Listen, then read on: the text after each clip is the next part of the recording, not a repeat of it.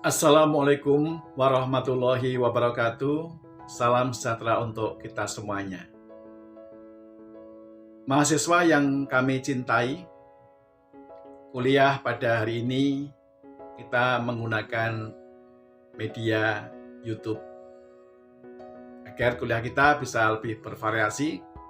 Selama ini kita menggunakan perkuliahan daring, menggunakan media Zoom, Google Meet, dan lain sebagainya. Kali ini kita akan mencoba menggunakan sarana YouTube untuk kita berdiskusi. Dan topik kali ini yang saya angkat adalah yang berkaitan dengan perkembangan terakhir di dalam dunia bisnis, khususnya industri perbankan. Hari ini atau beberapa hari yang lalu kita sempat mendengarkan sebuah kabar yang barangkali bisa kabar gembira, namun bisa juga kabar yang tidak menggembirakan. Tinggal dari mana kita melihat sudut pandangnya.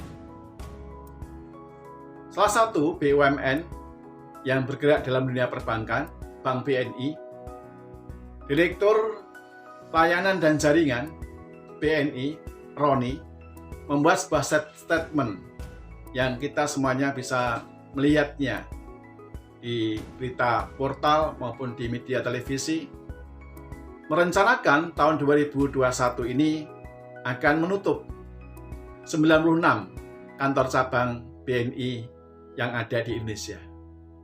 96, jumlah yang tidak sedikit.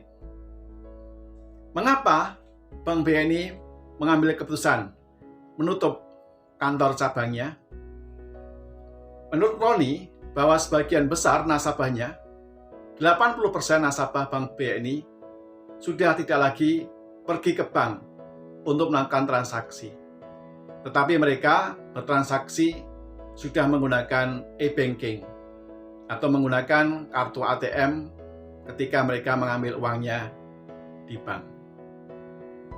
Dampaknya kantor-kantor cabang BNI yang ada di Indonesia sepi dari kunjungan nasabah. Teller yang biasanya per hari melayani 120 hingga 200 nasabah per hari, pada hari-hari ini konon hanya melayani sekitar 60%-nya. Inilah merupakan salah satu dampak teknologi yang dipercepat dengan adanya pandemi. Pandemi kali ini betul-betul memaksa kita berubah dalam bertransaksi, dalam berperilaku. Kondisi ini tentunya tidak hanya akan dihadapi oleh Bank BNI. Bank-bank besar lainnya akan menyusul kemudian. Bahkan sebenarnya di luar negeri, penutupan kantor-kantor cabang bank itu sudah dilakukan beberapa waktu yang lalu. Dan hari ini sudah masuk ke Indonesia. Hal ini tentunya akan memicu bahwa tingkat persaingan dalam dunia kerja akan semakin ketat. Anda yang hari ini masih di semester 6 dan 2 tahun lagi Anda akan diwisuda menjadi sarjana, tentunya akan menghadapi sebuah persaingan yang sangat ketat sekali.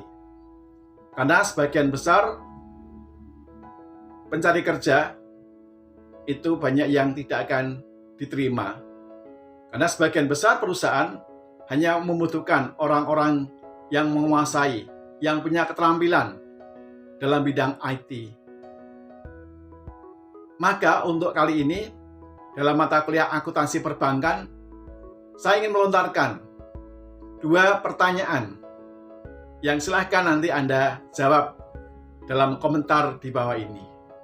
Yang pertama adalah, ketika kondisi era perbankan melakukan transformasi digital seperti ini, tentunya nanti tenaga-tenaga akuntan, termasuk diri Anda, akan melakukan aktivitas yang berbeda jauh dengan era digital.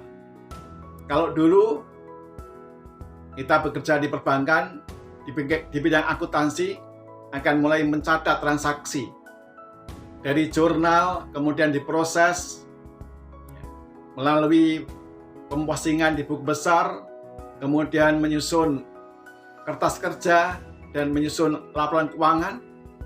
Tentunya kali ini akan berbeda jauh sama sekali. Dan itu sudah lama terjadi sebenarnya. Tenaga akuntan hanya dibutuhkan pada tahapan analisa, yaitu bagaimana ketika ada transaksi, dia bisa menganalisa transaksi ini, mana yang masuk debit, mana yang masuk kredit. Kemudian tinggal dia input, maka software lah yang akan bekerja. Sistemlah yang akan bekerja, sehingga bisa muncul laporan keuangan. Hubungan yang kasus ini, pertanyaan saya adalah, bagaimana Anda mensikapi sebagai seorang mahasiswa yang akan menghadapi era digital di depan mata Anda? Hal apa yang perlu Anda persiapkan di dalam memasuki era digital ini terkait dengan keterampilan Anda di bidang akuntansi? Bagaimana Anda mensikapi ini? Silahkan Anda berikan komentar terkait dengan bagaimana Anda mensikapi adanya transformasi digital di dunia perbankan. Bahkan tidak hanya di perbankan ya, tetapi dalam dunia usaha pada umumnya sudah mulai beralih pada transformasi digital. Pertama adalah itu, jawablah bagaimana Anda mensikapinya. Kemudian yang kedua, tidak dipungkiri bahwa sebagian besar mata kuliah yang disampaikan di kampus masih menggunakan konsep-konsep, menggunakan teori-teori yang belum banyak berubah. Padahal di dunia sana sudah berubah dengan total. Sebagian besar konsep lama sudah tidak lagi cocok dengan kondisi saat ini. Maka pertanyaan yang kedua adalah, hal apa yang perlu Anda persiapkan terkait dengan perubahan dalam era digital kali ini? Keterampilan apa yang harus Anda miliki? Pengetahuan apa yang harus Anda miliki? Sehingga nantinya Anda bisa masuk dalam dunia kerja yang penuh dengan tantangan. Dua itu saja untuk tugas Anda. Saya ulang kembali. Yang pertama adalah bagaimana Anda mensikapi terkait dengan transformasi digital, khususnya dalam dunia perbankan di Indonesia.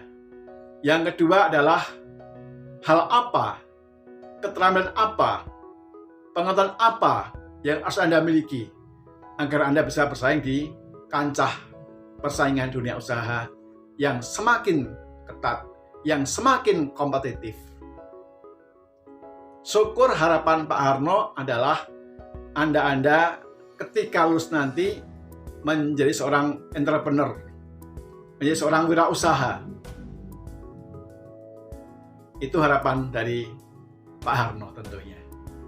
Tetapi apapun yang akan Anda lakukan, apakah sebagai seorang pegawai, karyawan, profesional, atau sebagai seorang pengusaha, tentunya Anda harus menyiapkan bekal menghadapi era transformasi digital. Selamat mengerjakan tugas ini. Kami tunggu dan kami akan membacanya setiap komentar yang ada.